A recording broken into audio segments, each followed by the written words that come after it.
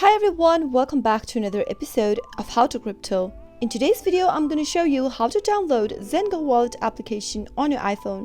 Keep watching the video till the end and don't forget to subscribe to our channel if you've not yet. Also press the notification bell icon so that YouTube will notify you whenever we post a new video. To download the Zengo application on your iPhone, start off by going to your App Store and tap it on. You'll be able to see this kind of an interface. Go to the search box at the top and type in Zengo and search. This one's the app that we are looking for. Simply tap it on and tap on the Get button to begin the downloading process on your iPhone. Before downloading an application, make sure that it is connected to a strong internet.